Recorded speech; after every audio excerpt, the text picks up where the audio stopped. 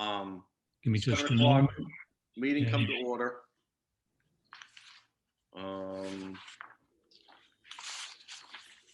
I hope Lorraine and Charlene can hear me. Yes, we can.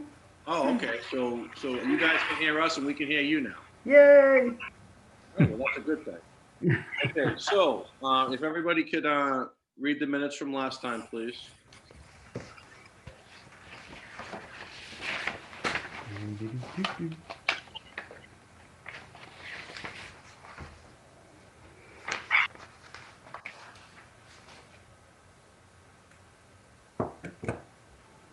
Mm-hmm. Or the red cup's just apple juice. Mm-hmm. That's it.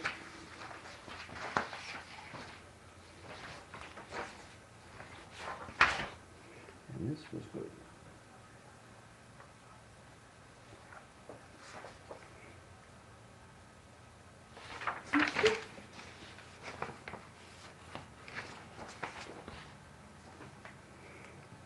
Make a motion to approve the minutes from November 17th. Second? Okay, all in favor? Aye. Okay, that's unanimous. Which one? Okay, so we can I don't think we is. run through this real quick. Dyer Street asked for a continuance until January 12th. So if there's anybody on the hearing for Dyer Street, that hearing is going to be on January 12th, same format, this Zoom format, at 7 o'clock. So just to let anybody know who's on for that meeting. And then anybody who's here for 28 Bishop's Lane, there is an error in the advertising. I believe the green cards, though, Marty, did go out in time, and those all came back properly, right? As far as I understand, the abutter notices were sent out in time for the meeting tonight, but the legal ad wasn't. So you can continue, actually, put it on the agenda for the January meeting, and they don't need to re-notify abutters. They just need to put another legal ad in the paper. Right. So for anybody who was notified via the mail, who's at this meeting, it's not a continuance, but the meeting is going to be held on January 12th at 7 o'clock. There'll be a new legal ad only. You won't be re-notified via U.S. mail. But there will be a new ad, and I believe the Patriot Ledger, Marty. That's where they placed it. Pretty Yes. sure. Yes. So there'll be a new ad in the Patriot Ledger 5 business days prior to the hearing of the 12th. So somewhere, I'd say around the 4th or 5th of January, when they should have it. So anyway, so 28 Bishop's Lane is not being heard tonight if anybody's on for that. Really don't want to waste anybody's time. So, all right. So 0 Pond Street. We have the green cards. Marty has them in hand, and we'll double check them. Motion to open up the hearing for 0 Pond Street. Yes. Okay. Ron made the motion. Can somebody second it? Second. Okay, Lorraine seconded it. All in favor? Okay, that's unanimous. Okay, so Mike, you have the floor. You want to share the screen, and you have our attention. Or thank you, Mr. Chairman. My name is Mike Toohill with Conoco Engineers and Scientists. I also have Craig Langton from Ty and Bond. They're the design engineers on the phone. And Lori McDonald, I think, is also on the phone with us tonight. But I'll be doing the bulk of the presentation. Then if you have questions, Craig will be able to help us with some of the stormwater questions if you have those. So 0 Pond Street proposal is, it's what's called a 40B project. It's under Massachusetts Chapter 40B, otherwise known as Affordable Housing Project. It has been in hearing with the Zoning Board of Appeals for quite some time. Matter of fact, they're on right now in hearing on that project. So they're coming, my understanding is they're coming to closure maybe tonight with the ZBA on the project. This is our first meeting with the Conservation Commission. We had originally filed back in May, but because of COVID, there were all kinds of issues with having a meeting. So this is our first meeting. We did notify abutters back then, and we re-notified abutters. We also put a legal ad in the Patriot Ledger. So I've sent the tear sheets on to you folks. So I think we're all set there. The proposal is to build a development project on a parcel that was a subject of, and I'm going to share my screen. Bear with me a second.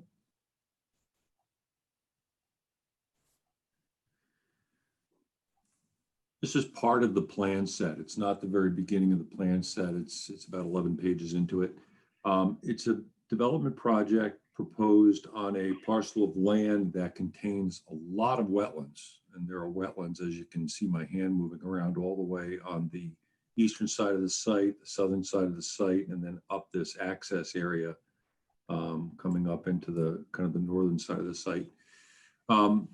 These wetlands were delineated in 2018, and they were the subject of an order of resource area delineation that was issued by the Conservation Commission affirming the boundaries. So the boundaries of all the resource areas on the site are set. And so what we're here to discuss is the actual development proposal and how it potentially impacts these resource areas. There are a couple of major resource areas besides BBW. There's down in this area down here, there is a vernal pool. It's a certified vernal pool. Apparently the property owner is still protesting that certification because it was done by someone off-site without permission to get onto the property. But it has been certified through Natural Heritage Program. And we did go out and verify mean high water within that vernal pool. It's essentially the boundary of that part of the wetland F. And so we have, and I'll show this on a larger scale, we have the 100-foot buffer off of wetland F. And so under the Wetland Protection Act, because the vernal pool is contained within a resource area, it gains its protection status from within that resource area boundary. So it is protected because it's in a BVW and it has the 100-foot buffer zone under the Wetland Protection Act off of the resource area boundary. There also is a 100-year floodplain on the site. Very difficult to see on this plan. I have some colorized plans as we get further along, but there's only one area where we have an impact, and I think it's right in here, and I'll show that on a larger plan, where we have a very small impact in 100-year floodplain. It's about 300 square feet. I think it's 19 cubic yards, and there is compensatory storage far in excess of the 19 cubic yards at a foot-by-foot basis that's proposed for that impact. So the project fits within all of the upland areas. As I said, most of this site, a good 70%, I think, of the site of the property itself is wetlands. And the development project takes advantage of first an existing dirt road, gravel road that comes into the site that is outside, primarily outside the floodplain. It's outside resource areas. So we're following that entry into the site in order to be able to get into the site. This is a large upland area on the site. This is another upland area down here on the site. So the development itself is taking advantage of this upland area. And then this upland area down here, as I'll show you later, there is a wetland, a gravel wetland for stormwater that's being proposed to be put down here. And then an on-site amenity for the potential for the residents. So we have two multi-story buildings. We have parking area in between the buildings. We have a parking area over here. I'm going to forget exactly how many parking places there are, but there are 428 parking spaces. And the development project is for 236 units, residential units in these two buildings.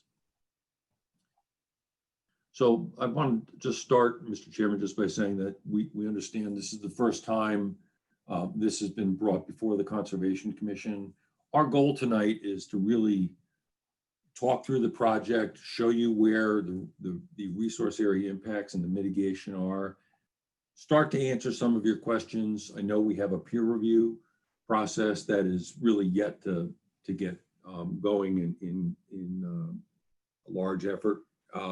And we'd like to be able to go back between us, Ty and Bond as the engineers, and Beta, who's the peer reviewer, and Henry Nover, who are the peer reviewers for your commission.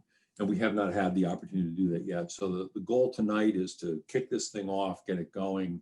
And I'm sure as we get down towards the end, we're going to look for a continuance to your January 12th meeting, when by that time, hopefully we can have gone through some discussion with the peer reviewers, answered, received questions, answered some questions, and bring some more information back to your commission. Great. All right. You said you've been through the zoning board process and it's just about there tonight, or? Yeah, they're actually the proponents, and another one of the engineers, Craig's partner Patrick, is over doing the Zoom meeting at the ZBA tonight. So they've gone back and forth with the peer reviewer for the ZBA was Amory Engineering, and they've gone back and forth a number of times with them. They've had a lot of questions from town departments as well. And I know there's been a lot of back and forth with town departments and with the peer reviewers and with the ZBA. And that results in the set of plans that I'm showing you tonight. These plans have been fairly well scrubbed by a number of different reviewers at this point. Okay. And so what we're bringing to you is the exact same plans that are going before the ZBA tonight in response to the ZBA's comments, questions, and requests. Was there a review on the ZBA side? Yes, it was a peer review. I mean, but was there a review on the ZBA side as far as our local wetland bylaws that we have in place? I think that the ZBA is looking to you to answer some of those questions, because since it's a 40B, it's not subject to the bylaw, but I know we have to discuss bylaw implications as part of the 40B process. Well, I can tell you at this point, the ZBA hasn't asked me any questions on it, so okay, I don't know where that stands.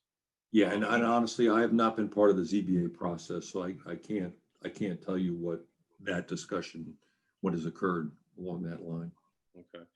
I did see a list. A resident asked me for a list of all the waivers that were asked for. And one of the waivers that I noticed was a waiver for our 25-foot no disturb zone in our local bylaw. Right. I don't know where that stands. I'm sure that's going to play into Marty and Henry's peer review. I'm pretty sure. I don't know. Marty can touch on that in a minute when I hand the floor to her. But we're probably going to need to know where that process stands as far as, and again, this is the first time that we've been through a 40B project as far as the Conservation Commission goes. This is the first time we've been through a 40B project with a local wetland bylaw in place. We just put it into place in 2019, and this is our first 40B project.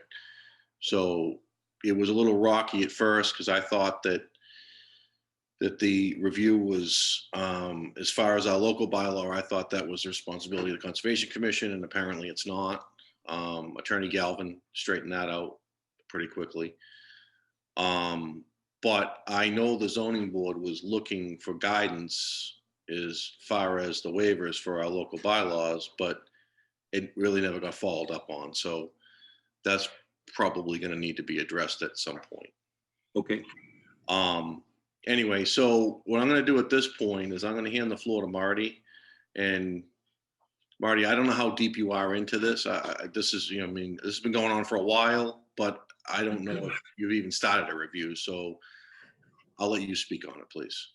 Sure. I mean, this plan set, it's different from the original NOI submittal. There's a lot more work over near the vernal pool now, unfortunately. So your 25-foot waiver is very important, obviously. And, from what I understand, the ZBA actually administers your bylaw. So they have the ability to waive certain bylaw regulations and requirements. So it's important, I think, for the commission to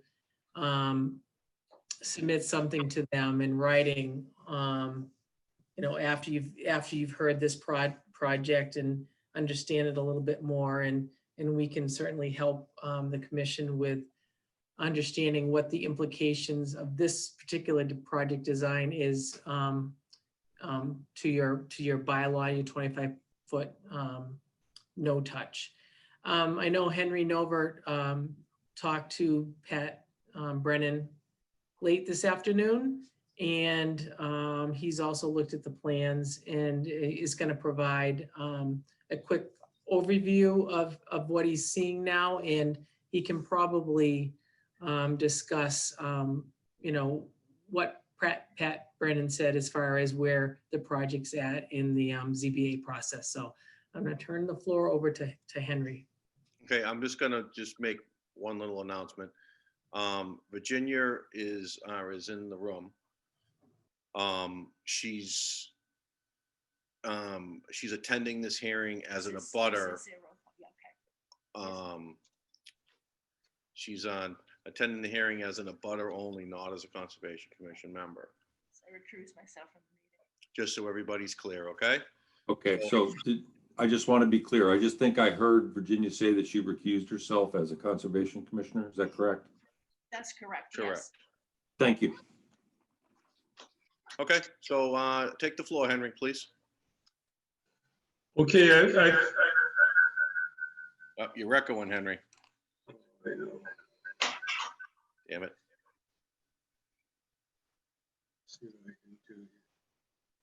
Henry, just turn the volume down on your screen a little bit. That should help. And if other folks who are not speaking would mute their microphones, that'll help as well. Is this better now?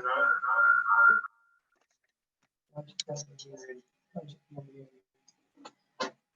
going to switch. Turn your mic on.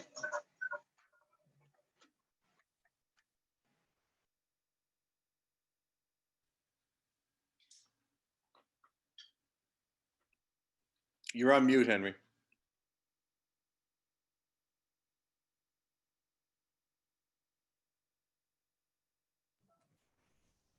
How about now?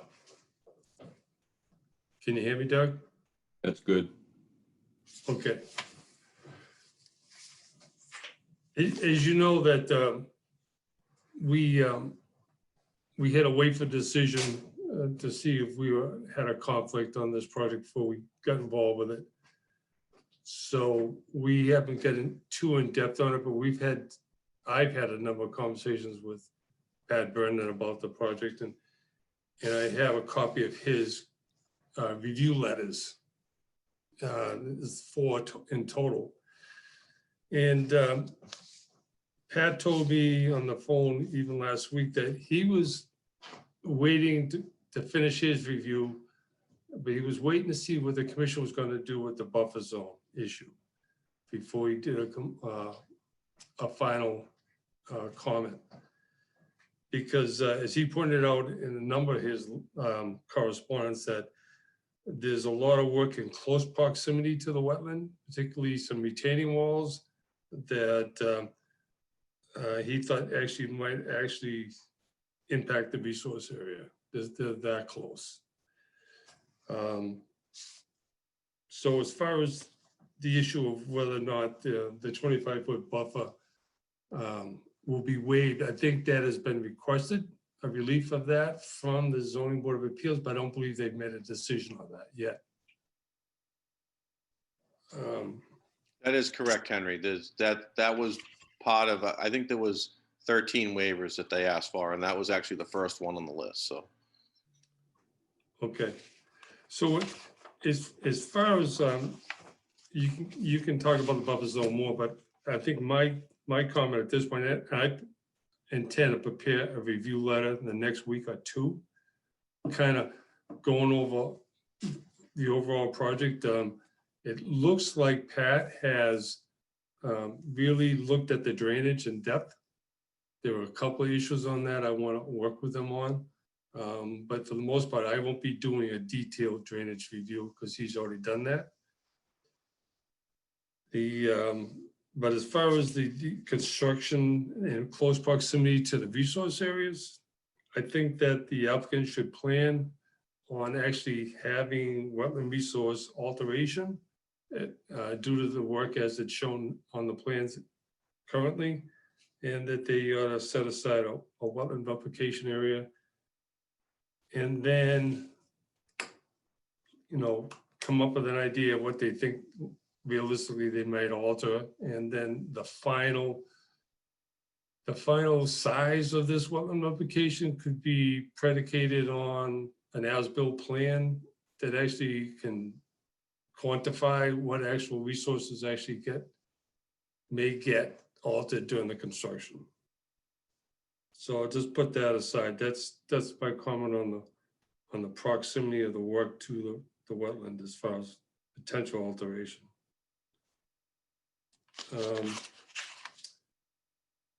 Pat had recommended that the applicant submit estimates of the amount of alteration in the buffer zone, and apparently they've done some of that, but he was looking for how much of work is actually going to be altered within the 25-foot buffer.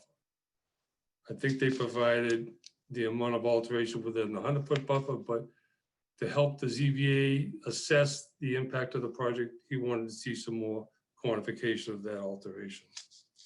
And I think that'd be helpful for the commission as well. Yes, it would.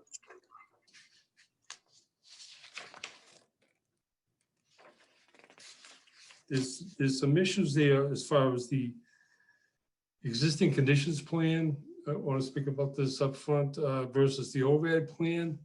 There was a second cross culvert shown up on the that was identified in the ORAD. That's not shown on the existing conditions plan. That's on the access road in from Pond Street. And there's also a culvert, let's call it an equalizer pipe, between the wetland that contains the vernal pool in the larger wetland area. If you remember, that was quite a point of contention at the time of the ORAD, that there was a pipe there and it was providing flow between the two wetlands, the isolated wetland and the main wetland. So that needs to be shown on the plan. And because of the changes to the plan and the addition of additional parking and additional stormwater management basin, there may be a conflict between that existing culvert and proposed infrastructure for this new second stormwater basin. So that pipe those two pipes need to be shown and addressed as far as potential impacts from either the proposed work or in both cases from the proposed work. There's another issue that's probably moot now. It's the floodplain compensation that's being provided. It doesn't appear to me that it's at the elevation below the existing floodplain. But if you recall, we discovered in the 1015 Hingham Street hearing process that there's a pending change to the flood map that might make that issue moot now. So I think maybe the applicant can take a look at that and take a look at that pending plan and maybe even eliminate the compensation. But they should look at that and see how their project gets impacted by that. There was a request by Amy to provide calculations, pipe sizing calculations, to verify that all pipe and inlet capacities are adequate. I'd like the applicant to look at the 100-year storm in that regard, so that make sure that there's no bypass of the proposed drainage collection system by the 100-year storm event. Or if there is, they can account for that in their pre and post analysis. And these are just some quick things that I've picked up from talking with Patrick and looking at his comment letters and me taking a quick look at the plans. But there's a potential issue with the one of the stormwater basins that's in close proximity to the vernal pool. The applicant, and Patrick had picked this up, the applicant is saying that they'll identify during construction the permeability of existing soils to see whether they need a liner under that basin. It's in close, because there can't be a stormwater discharge within 100 feet of a vernal pool. And I would like to suggest that the applicant just provide a liner up front for that particular stormwater basin. I don't really think they're going to find soils that are going to be that impermeable that they'd be sufficient to prevent a discharge within 100 feet.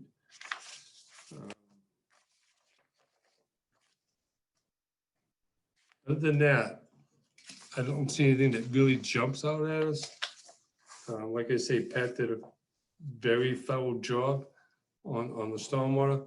Of course, Maya has a comment she wants to add regarding the wetlands impacts, and my comments are primarily geared toward stormwater management. If you have any questions on that, I'd be glad to answer those. And as I said, I'm going to provide a comment letter to the commission very shortly. Okay, thank you, Henry. I think that's our best bet at this point is get the comment letters going back and forth, along with answers from the applicant. Marty, did you have any further comments, or are those coming down the road? I just wanted to point of clarification. Henry mentioned an isolated wetland. It's actually not isolated, it's bordering vegetated wetland because there was an invert. There's a gradient on that existing pipe that's not shown. So that it's a stream and connecting to vegetated wetlands, so they're bordering, and that was part of the ORAD decision. I just want to, maybe it's a good time for the commission to, and maybe the applicant can bring up on the screen a closer shot of the work next to the certified vernal pool, which the boundary of that pool has not been, we haven't gone out to the field to confirm that boundary yet. So we will take a look at that, since now that there's work over there. But I just wanted to, point out that on the northern side, I believe this is the northern side of that vernal pool, there's a proposed basketball court.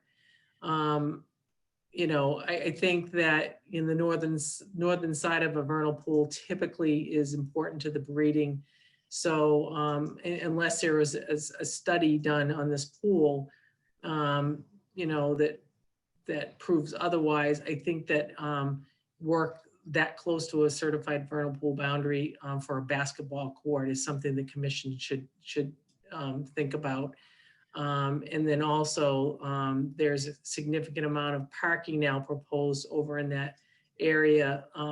And I think that perhaps the applicant should provide the commission with an alternatives analysis to that at grade surface parking lot. You know, can they pull back the work perhaps from the vernal pool by, you know, a different configuration or different type of parking garage, maybe put parking under, you know, they need to provide the commission with real evidence that they have to have that parking that close to that certified vernal pool boundary. And because as the commission knows, that 100-foot boundary from a certified vernal pool is a critical zone to that pool, because that is, although the breeding species, they live further than that, that is where they live primarily. So work that close in altering the vernal pool, the buffer to that vernal pool is going to have a significant impact to that pool and its functions. So maybe the commission can provide the applicant with their opinion tonight on allowing that work that close to the vernal pool before, you know, things go further down the peer review process. Is that all you got, Marty? I think so, yes. And that's really, and we're going to be providing comments as well, you know, following this meeting, and maybe even, you know, prior to, might be a good idea to have maybe a working session with the applicant. I don't know, it's up to them, but we'd be willing to sit down with them and talk through some issues. So. Yeah, that's perfectly fine with me if the Yeah. applicant Yeah. wants to go down that road. Marty has the board's full confidence to have these meetings without the board present, to try to work out some issues. So if the applicant is up for that, just, you know, start an email chain. As long as I'm copied on it, you can send it to Marty and you can set that up and you guys can take it from there. It would probably help move things along also. So I think they're sharing their screen. This is the thank you, whoever, Mike, whoever's. Yeah, sure. Yep. So maybe you can even zoom in a little bit more. But you know, you can see the you know, the significant disturbance in and around that pool boundary. So this is the vernal pool over here. This is the basketball court you were talking about. So the basketball court is actually south, get my directions right, Okay. southwest. This is the north. And Oh, okay, you're right. okay. You're So- right, things are close. I mean, this Okay. is, Yep, This so, is- okay, got that wrong. Yep, this is the grading. So you can see, and here's the 100-foot. So the 25 is, you know, somewhere in here. So you're absolutely right. It's, you know, Mhm. everything is tight to this wetland system. And I think the pipe that Henry was talking about, I think is over this way, the one that doesn't show on the plan. We'll make sure that gets shown in. So you're absolutely right. The basketball court and some of the parking and the grading is fairly close to all these wetland systems. The equalizer pipe is actually over by the stormwater basin. Yeah. It's Gotcha. in this Down photo, here? it's- yeah, it's right where it says zone A. It's right in that area. That's where the equalizer pipe is. See where it says zone A? I don't know what kind of North. I don't Your have hand. the scale. But it says zone A, it's where I guess where it's elevation 136, I think. It says Up here, 135 linear foot, right 50 here. inch H, yes, right in through there. Yeah, Somewhere right there is the equalizer pipe. okay. So the equalizer pipe is from this larger wetland system, not from the vernal pool.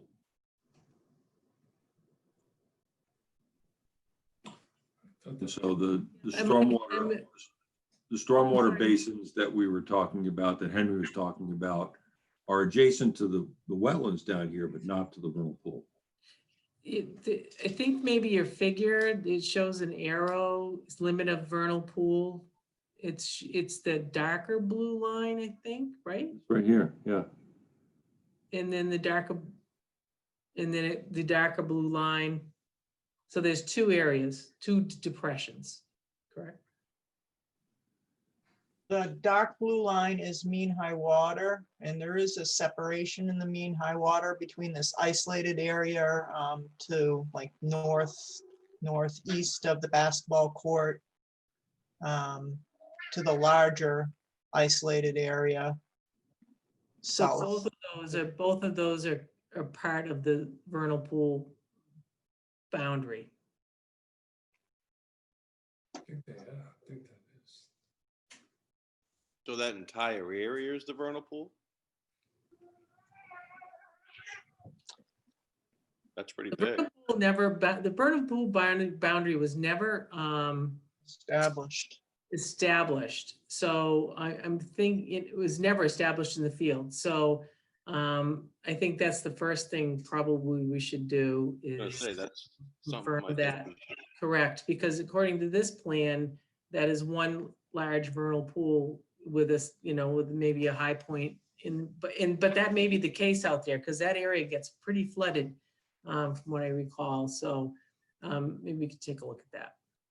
But again, there's still a significant, yes, they've identified that as, but again, I think that it's important for the commission tonight to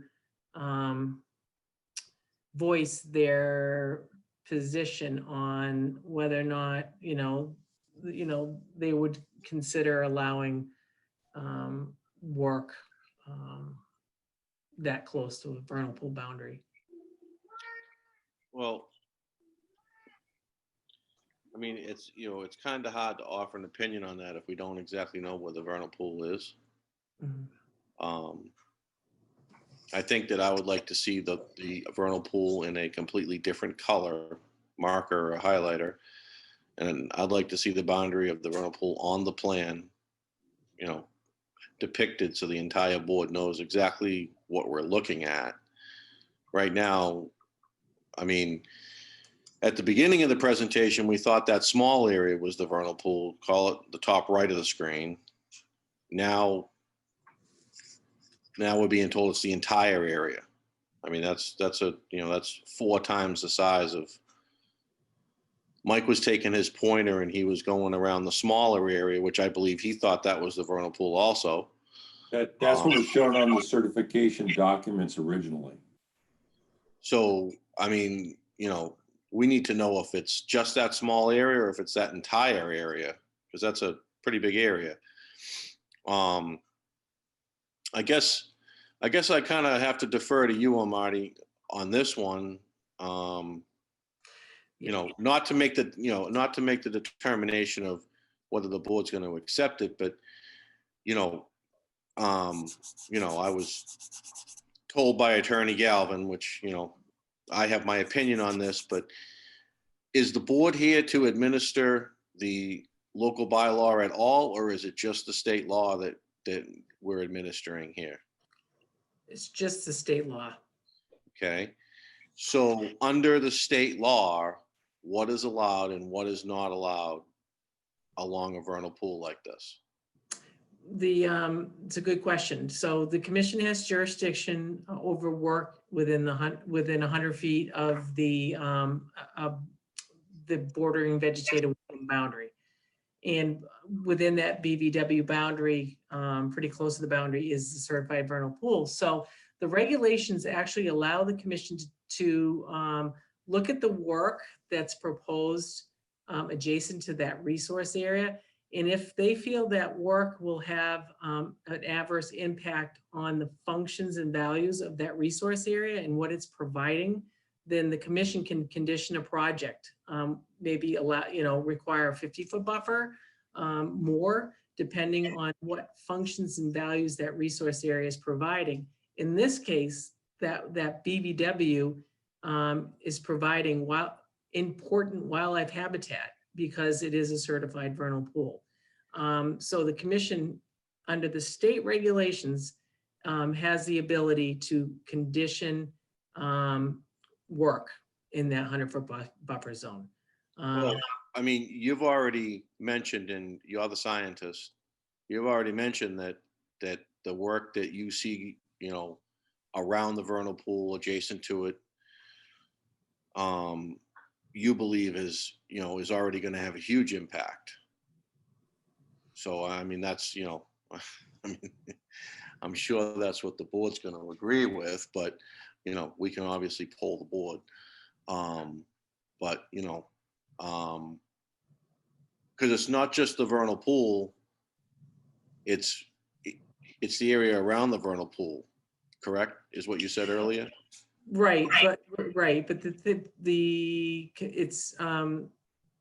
at that point, the commission is protecting the actual species that are breeding in that pool. So the commission's jurisdiction lies with protecting the interests that resource area is providing. It's not necessarily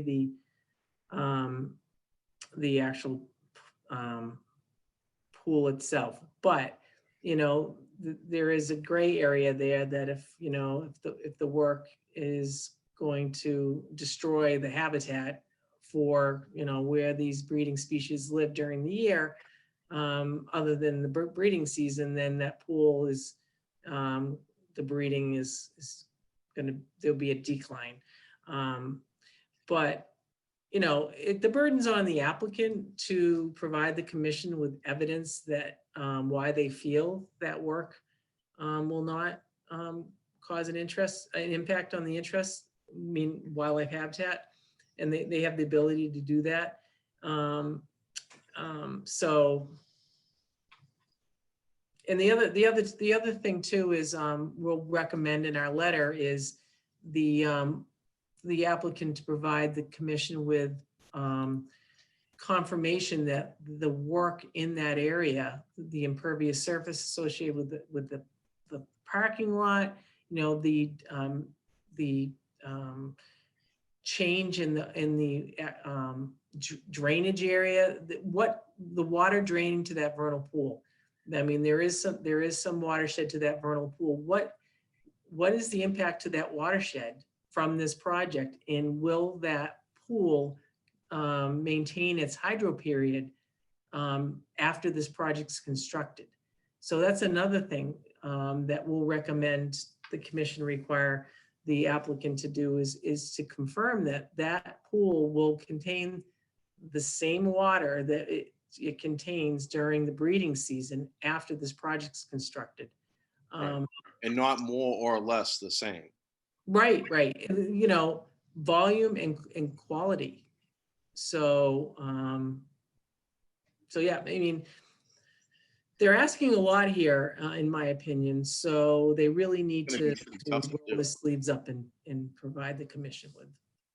Well, I don't know if the board's going to offer an opinion on that until we. I'd like to see in your comment letter, Marty, you outline exactly what you just said, briefly, obviously. Okay. For us, people who don't know that much about it. But anyway, and I'd like to see the applicant, address your comments because I mean, that's the most important part of this project. So we need the vernal pool outlined. The board needs to actually see it, let's call it, in famous Andy terms, another color. So we can see exactly where the vernal pool is. So we know how much of it's being impacted and how much isn't. And I think that's where we stand. Ron, are you okay with that? I don't know where it is. I haven't heard much from Lorraine or Charlene. Do you guys want to jump in on this a little bit? This is Lorraine. I'd also like to see the snow removal plan required by conservation. See where all the snow is going to go when they plow these parking areas and that's, I think that's a requirement now, that they have to file a snow removal. I think that's our local bylaw, isn't it? Marty? No, that's a state plan. That's a state, There is some- CPA. Yeah, Yeah. they actually, in this, smaller in this latest set of plans, they do address snow storage, but we need to look at that a little bit closer, so we will, Lorraine. You can put Charlene down for the same issues. Charlene, sorry, okay, Definitely. sorry. That's quite all right. no, it's both of us. Do you have anything else, Lorraine or Charlene, besides that? I think we really, until we find out where this vernal pool is actually, the boundaries of it are, personally, from what I'm seeing right now, I don't really care for the basketball court and all this other stuff that's gonna be encroaching on the vernal pool. I don't think it's a good idea. So I'd really like to look at it a little closer before I make my final decisions. Great. I definitely also want to see those back and forth reports. The other thing is I'm looking at one of the first pages here, and there is actually a second listing of an approximate 100-foot vernal pool buffer that comes up in the larger bit of wetlands that comes down around the 109 unit building. And if you're looking towards Boston is the north and it's on the south side. Wait, can you pull that plan back up for us? I don't think that's been certified yet.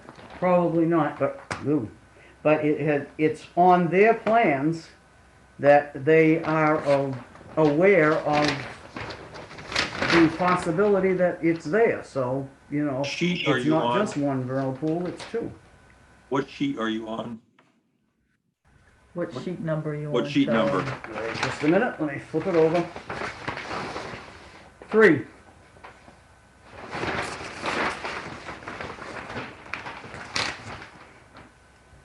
You need this to hear him. Yeah, I know. Sorry. There you are. Now, let's see. The wording is on that plan. Now, where the hell is it? It's right there.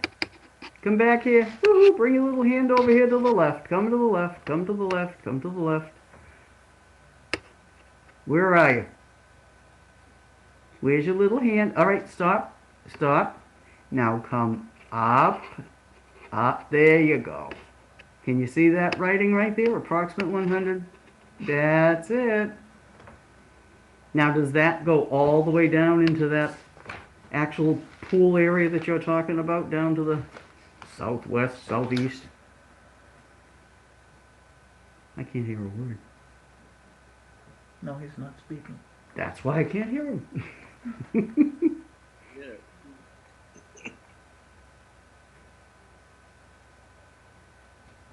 So, what's your question, Charlene? Just so we can. I'm wondering if there's actually two, can whoever's running this thing kind of bring this picture up? Yeah, Charlene, you're talking about this Yeah. wording right here. Yes, yes, It's pointing to this line right here. yeah.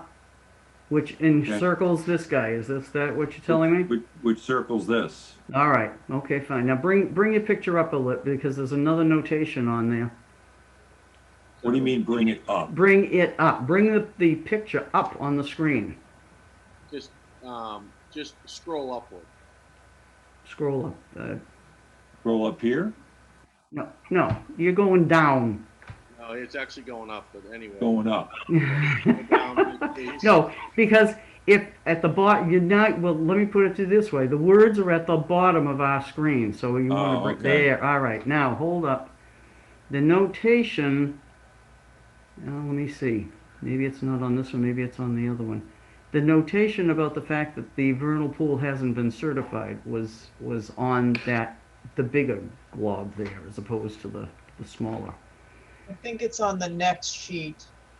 Yeah. Notation. Was it my understanding that there Right. was actually the certified vernal pool and then a larger one that they Right. were collected? The two vernal Yep. pools were connected? I Sheet don't 5. recall. I'm going. Oh, there it is. There, now is this the one that says that I'll tell you in a minute, that there's a issue, I don't have my glasses on, that there's an issue with the owner of the property talking about the vernal pool? Can somebody read that for me? This note right here. This says blurb right approximate- there, yes.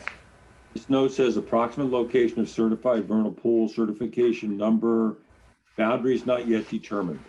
Okay. Well, That's what that note says. that's the original one that we knew about. The other one that says the approximate boundary is way up higher. So now see, this is here, but you're putting the vernal pool, which this is why we need to have it specifically noted.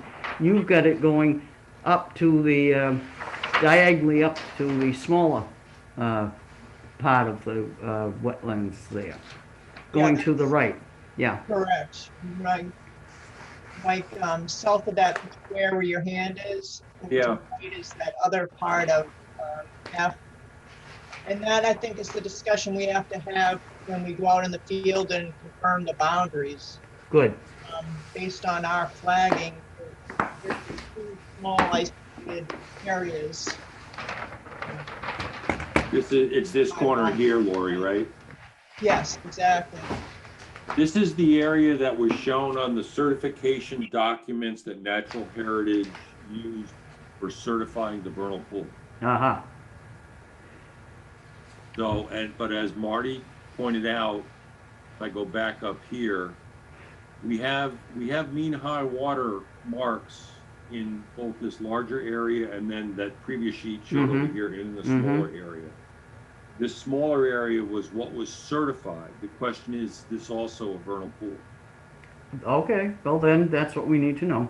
All right, I just wanted to bring it up because I was using some older records that we had back when we first started this, and that's why I spotted the other verbiage, and I said, oh, how very interesting. Do we have two or more? So, yes, that's definitely a question that we have said that we want to have figured out. Yep. Very good, Charlene. Okie dokie. Good eye. I got nothing better to do. I'm sure you have things to. No, I'm retired. That makes me a tyrant. Does anybody else on the board have any questions? Okay. I'll take some questions from the audience. If there's anybody in the audience who has any questions, you just need to state your name and your address, and we'll see if we can answer them, which we might not be able to right now, probably more at the next hearing. But so, does anybody have any questions? Virginia, you have any questions? Okay. I have a question about Dyer Street. Dyer Street's not being heard tonight. That's not my question. My question is, are we going to be getting, are the abutters going to get re-notification No. of the meeting? Nope. That's the only question. Nope. No re-notification. The meeting is your notification. You came to this meeting and I made an announcement earlier that it's going to be held on the 12th.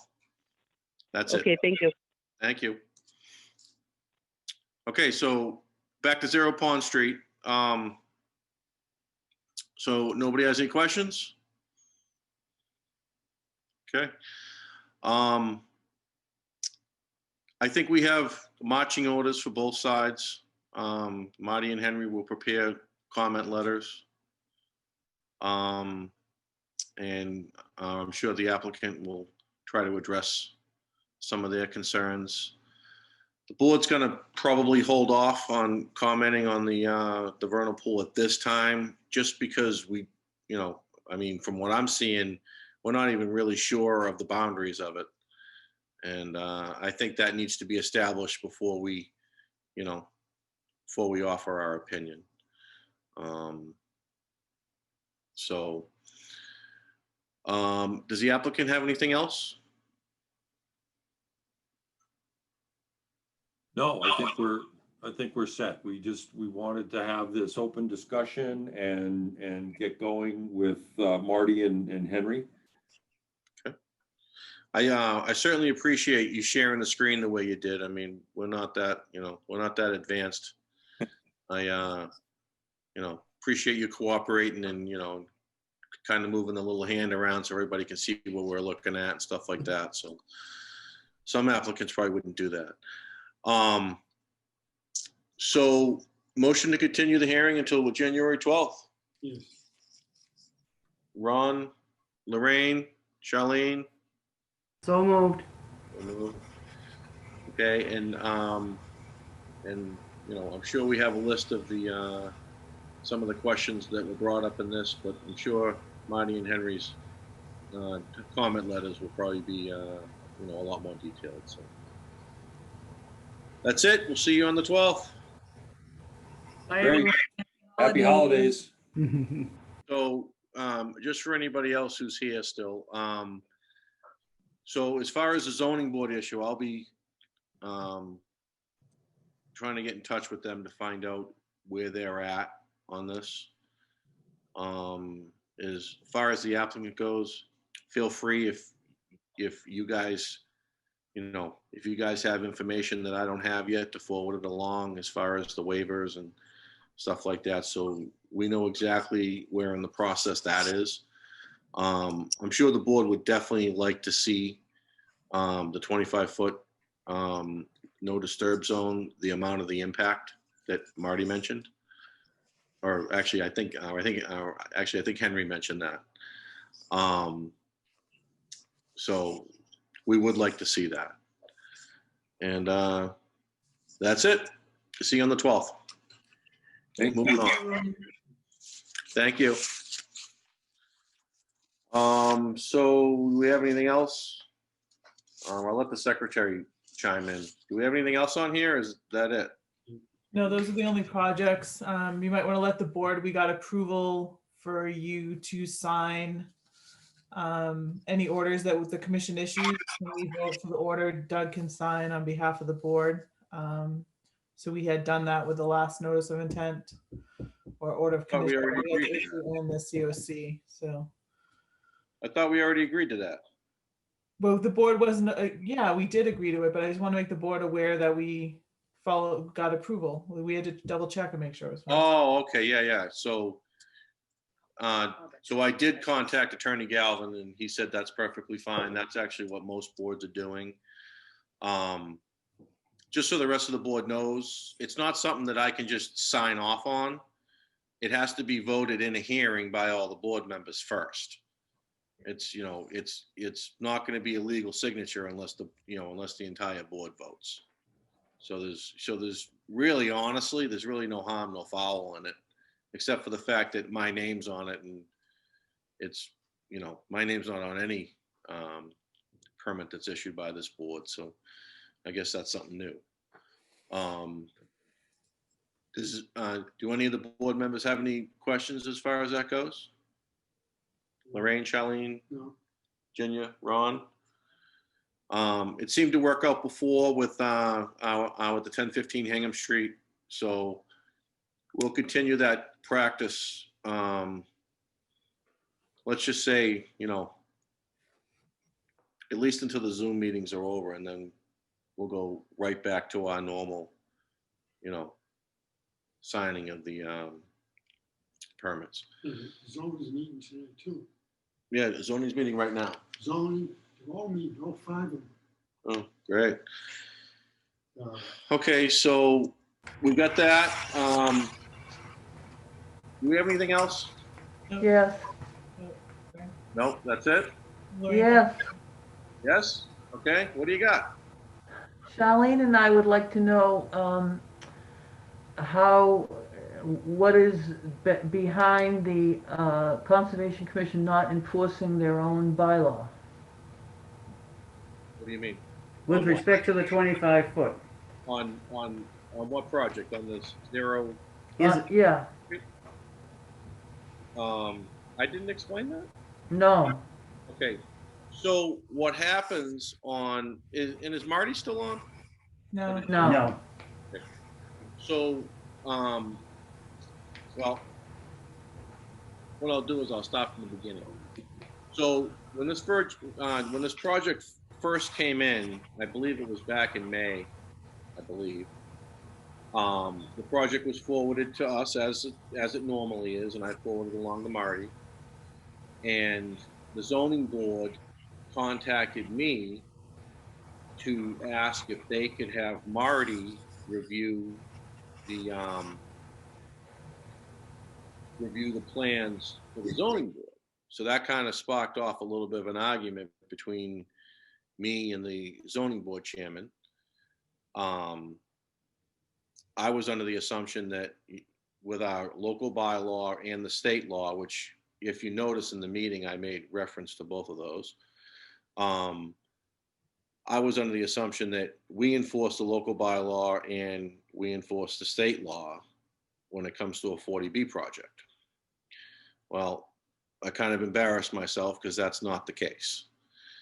So on a 40B project, we do not enforce the local bylaw. It has nothing to do with us. It's actually the zoning board that enforces the local bylaw. Only on a 40B project. The only thing that the Conservation Commission can enforce is the state law, which is what we've always done prior to having our own local bylaw. We enforce the state law, and that's the reason that I was kind of programmed and under the assumption that, in other words, a 40B project, as we've always talked about in the past, a 40B project can't skirt conservation. Remember how we've talked about that in the past? Well, that was the assumption I was under, and that assumption is wrong. On a 40B project, the only thing that we enforce and the only thing that we review is the state law, which is what we've always done prior to 2019. So does that clarify that for you guys? Or do you need more information? Yeah, that clarifies it, but I'm not happy. Well, hey, I wasn't happy. I wasn't happy about it either, especially when I started arguing with Rob Rosser about it, and it turned out he was right, which you guys all know how I love being wrong. Mm. So, and I actually had that confirmed with Bob Galvin, our land use attorney. So it's not like I just took the zoning board's word for it. I went all the way up the chain to make sure they were right, and they were in fact right. They're the ones who enforce the local bylaws when it comes to a 40B project. And I gave them permission to use Marty to do their review, because why wouldn't you? Yeah, I think that was in one of our other things that we said that, because it was town business that, we would let Marty do that. That way it got done once, which would sort of cover both of us. Well, just so you know, so them using Marty, I approved that. And then the zoning board turned around and said that Marty had a conflict because she helped a certain person with a certification of a vernal pool. And the zoning board refused to use Marty. And that's the reason I asked in the meeting who did their side of the review. In other words, who reviewed the local bylaw for the zoning board when it came to conservation? And apparently nobody has. Because, as the applicant stated, nobody has. So I need to get to the bottom of that. He said he was going to use somebody else, so I just never pursued it. So anyway, that's the story on a 40B project. There is different rules, unfortunately, and there's not a thing we can do about it. Trust me, I tried. Anyway, do you have any other questions? No, guess not. Okay. I mean, so if anything else comes out of that, I'll keep you up to date. But that's it. It was a moot point, to be honest with you. I just kind of embarrassed myself. I didn't really want to bring it up again. So, anyway, does anybody else have any questions? Nothing for me. Okay, do we have any bills to pay? No, we're good. Yay. So there's no bills to pay.